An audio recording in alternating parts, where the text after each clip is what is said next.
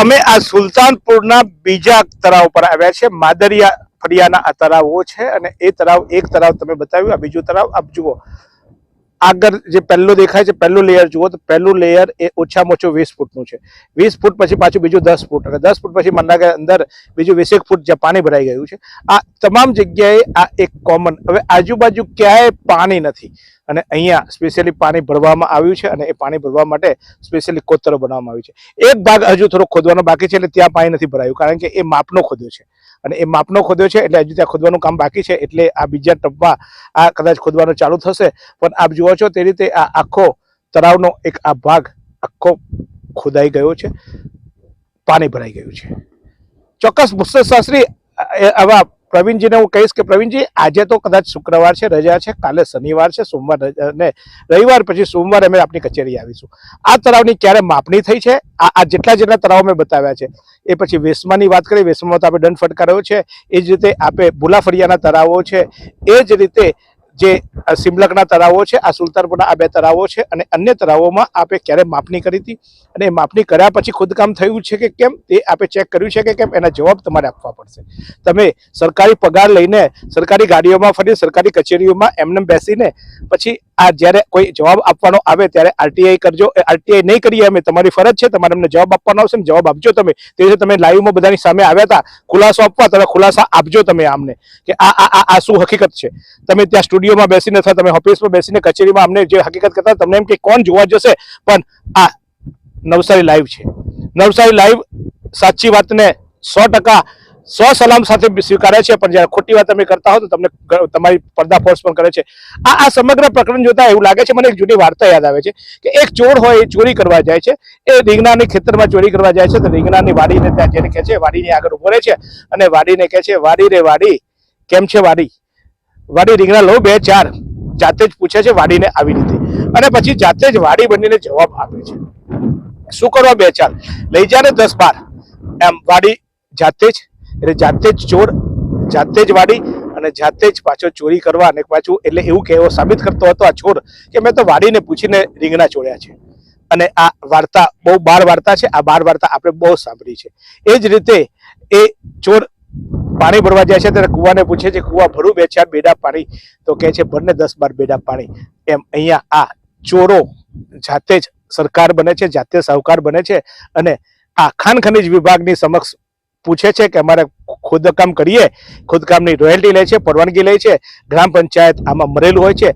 અહીંના જે સરપંચ છે એ બહુ એવોર્ડ લઈ આવ્યા છે, પોતે સેવાભાવી હોવાની વાતો કરે છે। આ સેવા છે તમારી, આ ગામમાં તમારા ગામની આ માટી ચોરી થઈ અને કહેવાય છે કે આમાં સૌની ભાગ બટાઈ હોય છે।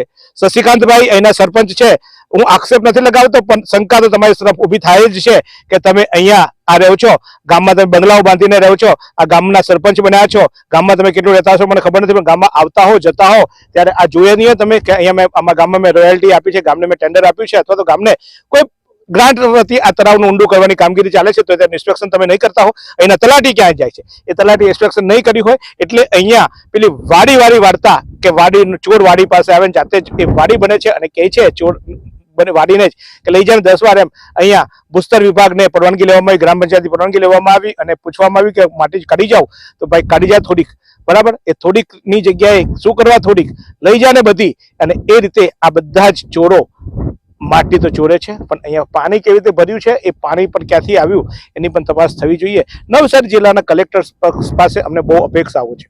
અનેક કલેક્ટરો જે આવી ગયા એ કદાચ અનેક અરજીઓ કરી, સાહેબ જૂની અરજીઓ તમે કઢાવજો। દરેક ગામમાં આ સુલતાનપુરમાં પણ બહુ અરજીઓ થઈ છે, સુલતાનપુર ગ્રામનો વહીવટ સામે પણ બહુ અરજીઓ થઈ છે, સુલતાનપુરના સરપંચ સામે પણ બહુ અરજીઓ થઈ છે। સાહેબ આ અરજીને નિષ્પક્ષતાથી ખાલી તપાસ કરાવજો તો એ તમને આ ચોક્કસ ખબર છે કે આ વાડીના રીંગણા કોણ ચોરી ગયું, આ કૂવાનું પાણી કોણ ભરી ગયું, કારણ કે આ ચોરો જાતે જ સાહુકાર બને છે અને ખુલ્લે આમ એક આખી ગેંગ બની ગઈ છે અને આ ગેંગ ખુલ્લે આમ ભ્રષ્ટાચાર કરી રહી છે, ખુલ્લે આમ ખનિજ ચોરી કરી રહી છે અને ખુલ્લે આમ આ પ્રવૃત્તિ ચાલે છે। અને એટલે જ અમે આ ધૂમ ધકતા તાપમાં આ હકીકત બતાવ્યા છે, કારણ કે કલેક્ટર સાહેબ તમે ચેમ્બરમાં બેઠા હશો, તમને કાગળ પર બધું બતાવવામાં આવશે, વાસ્તવિકતા અહીંયા તમને બતાવવામાં નહીં આવે। જ્યારે તમને જોવાની કદાચ તમે નીકળશો જોવા તો આ તળાવ પહેલું આખું ભરાઈ ગયેલું હશે પછી તમને જોવા લઈ આવવામાં આવશે, કારણ કે આપની મર્યાદા છે અને આ અધિકારીઓ તમારી નીચેના અધિકારીઓ જાણે છે કે કલેક્ટર એમની ચેમ્બરમાંથી બહાર નથી નીકળવાના, અથવા તો નીકળશે તો એકાદ ગામમાં જશે તેની પહેલી આગળથી જાણ અમને હશે, અથવા તો અમે કહીશું એ ગામમાં જ આવશે અને ત્યાં બધું વાડીવાળું અને ચોરવાળું સેટિંગ જ હશે. એટલે આ બધું જ સૌને વાતે નવાઈ એ છે, આટલી બધી પ્રક્રિયા ચાલી. આ સુલતાનપુર ગામના લોકો બહુ જાગૃત લોકો છે, અહીંના દેસાઈ લોકો પણ છે, અનાવીલો પણ છે. હું યાદ કરીશ યોગેશભાઈને. યોગેશભાઈ કરીને એના એક વ્યક્તિ હતા જેને અહીંયાના ઝીંગાન તળાવ ને એની જમીન જે ખારપાટ થતો તેના સામે અવાજ ઉઠાવ્યો હતો, પરંતુ બાકીના ની કદાચ આત્મા મરી પડવાની હશે. આ એમનું ગામ છે, આ એમની માતૃભૂમિ છે. માતૃભૂમિમાં આ રીતે ખુલ્લે આમ ખનીજ ચોરી થતી હોય અને એ ખનીજ ચોરીની પાછળ કેટલાય લોકો છુપાયેલા હોય અને એમની સામે અવાજ પણ નહીં ઉઠાવ્યો હોય, તો સુલતાનપુરના ગ્રામજનો, મને તમારા પર કાં તો દયા આવે છે, કેવો ડર હશે તમારા પર, તમને કેટલા દબાવી દેવામાં આવ્યા હશે કે તમે એક સાચા વાત પર અવાજ નથી ઉઠાવ્યા. પરંતુ અમે નથી દબાવવાના, અમે નથી વેચાવવાના. અને બીજી વસ્તુ, કેટલાય લોકો કાલે અમે જ્યારે પહેલા એપિસોડ અમે ચાલુ કર્યો, એટલે બીજો પ્રથમ દિવસે જ્યારે પહેલા રોહિત સેઠિયાના વિડીયોથી અમે ચાલુ કર્યું ત્યારે કેટલાક લોકો આક્ષેપ લગાવતા હતા કે રોહિત સેઠિયાએ સોપારી આપી હશે અને પૈસા આપીને કદાચ જીતુભાઈને મોકલેલ છે. જે મને ઓળખે છે એમને તો ખબર છે કે હું વેચાતો નથી અને હું કદાચ આ રીતે કોઈની સોપારી પણ નથી લેતો. પણ હકીકત હતી, મારા ધ્યાન પર આવી કે ઓહો, જિલ્લામાં આટલું ખરાબ ચાલે. મને ખ્યાલ હતો થોડીક પહેલા, પણ મારી પાસે થોડાક પુરાવા નતા, અથવા તો મારી પાસે ચોક્કસ સગટ નથી. આમાં કોઈ પુરાવા નથી મળવાના, કારણ કે આ તો પાણી, પુરાવા બધા જ આ ગંગાના આ પાણીમાં પવિત્ર થઈ ગયા. આ ગંગા જળ છે, આ ગંગા જળમાં આ બધું પવિત્ર થઈ જવાનું છે. શોધખોળ કરીશું, કારણ કે મને આશા છે પેલા ખાબલિયાજીના શબ્દ પર કે એમને કીધું હતું કે આ પાણી ભરાયું હોય ને તો પણ અમે ઊંડાઈ માપી શકીએ, કેટલું ખોદાણ થયું છે માપી શકીએ. સાહેબ, કદાચ ટેકનોલોજી હોય તો ચોક્કસ એક જગ્યાએ મને લઈને બતાવજો કે કેવી રીતે મપાય છે અને ખરેખર કેટલું ખોદાયું છે. આશા રાખું છું. અન્ય તળાવો પર પણ જઈએ છીએ અમે જઈએ છીએ એથાનના તળાવ પર પણ. એથાનના તળાવની પણ વાતો આવી છે.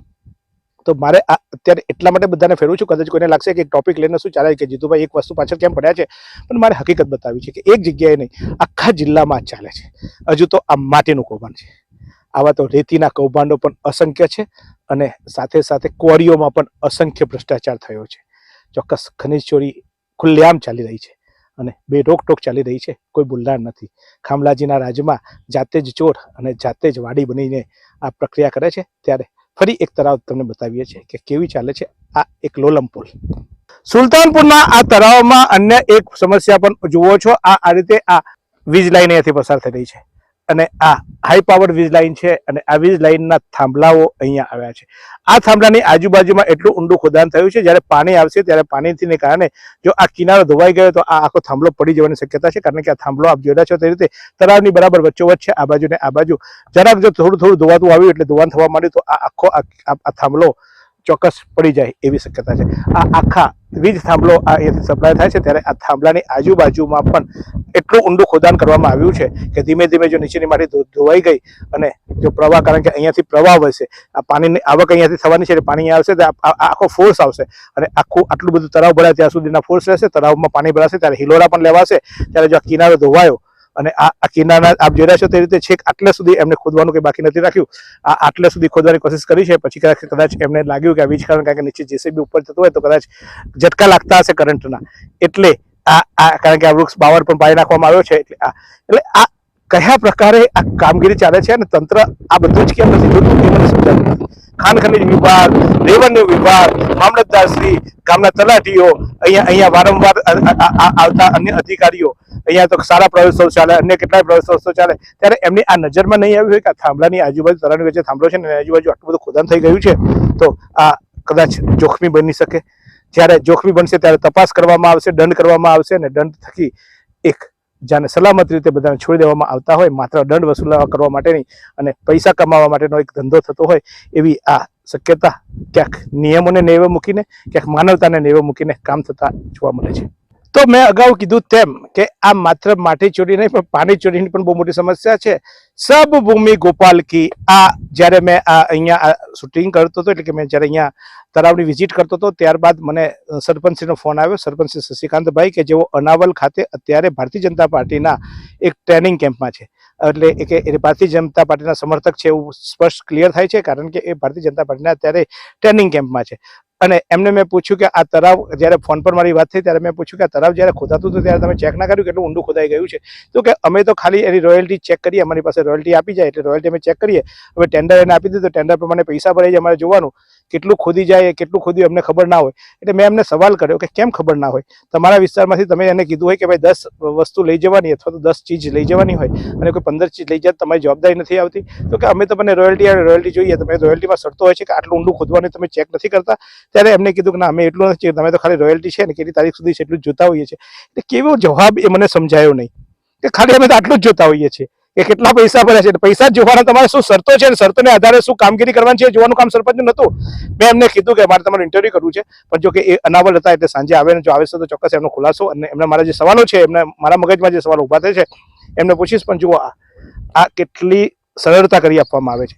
આ 2 નારા નાખવામાં આવે, આ સરકારની કોઈ યોજનાના અંતર્ગત, સરોવરની યોજનાના અંતર્ગત આ નારાઓ નાખવામાં આવ્યા છે. આ ખાડીનું પાણી અહીંયાથી લાવવામાં આવે છે અને એ ખાડીના પાણીને સ્પેશિયલ ડાયવર્ઝન કરીને આ જે ધામ તેરી ગંગા મેલી એ પુરાવાનો પ્રયાસ કરવામાં આવ્યો છે.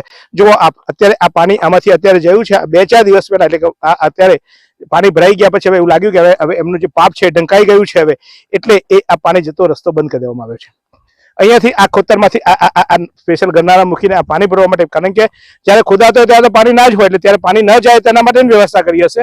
અને ખોદાઈ ગયા પછી એમનું પાપ ઢાંકવા માટે અહીંયાથી આ પાણી આ જુઓ છો તે રીતે આ પાણી અહીંયાથી અંદર લઈ જવામાં આવ્યું. અને બાજુમાં એક તળાવ છે, એ પણ ભૂતકાળમાં જ ખોદાઈ ગયું છે. એ તળાવ પણ ઊંડું તળાવ હતું એટલે એનું પાણી કાઢીને તળાવમાં કદાચ ભર્યું હશે ને ત્યાંથી તળાવમાંથી પણ પાણી લાવવાનો પ્રયાસ થયો છે. કારણ કે આ પાપ છુપાવવા માટેનો સ્પેશિયલી આ ખાડી છે. એ ખાડી આ ગંગા સ્વર્ગથી ઉતરી એમ આ ગંગા આ જે પવિત્ર ગંગા છે ખાડીમાંથી સ્પેશિયલી ડાયવર્ઝન કરીને અહીંયા આ પાણી ભરવામાં આવ્યું. નિયમ એવો છે જ્યારે ખાડી હોય ત્યારે ખાડીનું પ્રવાહ ક્યારે ફેરવાવો ના જોઈએ, અથવા તો સરકારનો નિયમ છે કે જે ખાડી હોય ખાડીની આજુબાજુ દબાણ પણ ના થવું જોઈએ, એવા નિયમો છે. અને એ નિયમોની તો ગેર ગઈ, એ નિયમો તો સાઈડ પર રહ્યા. આ નિયમો સ્પેશિયલ ખાડીનું પાણી સ્પેશિયલ આ પાપ છુપાવવા માટેના જે તળાવમાં પાણી ભરાયું છે એ પાણી ભરવા માટે, કારણ કે જો પાણી ના ભરાય તો અમારા જેવા કોઈક આવી જાય તો અથવા તો કોઈ અરજી કરે તો માફી પડે, માપણી કરીને ચોક્કસ થાય, પણ તો હવે આ માપણી થઈ ન શકે. એટલે પાપ છુપાવવા માટેની આ ગુપ્ત ગંગાની જેમ પાણી આછા વિસ્તારમાં પાણી નથી, પણ અહીંયા પાણી એટલા માટે રાખવામાં આવ્યું છે કે આ પાપ છુપાય.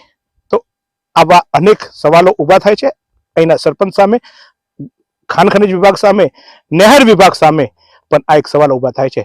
ત્યારે હજુ તો અન્ય તળાવ પર જવું છે, જોઈએ શું હાલત છે બધે.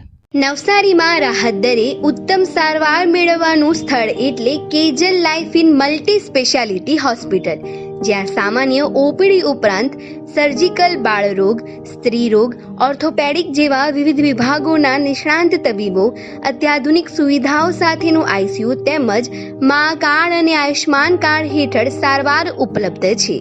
તો આ હોસ્પિટલનું સરનામું નોંધી લો. નેશનલ હાઈવે નંબર 48, સ્વામિનારાયણ મંદિર સામે, કબીલપુર, નવસારી. અને વધુ માહિતી માટે સ્ક્રીન પર દેખાતા નંબર પર સંપર્ક કરો.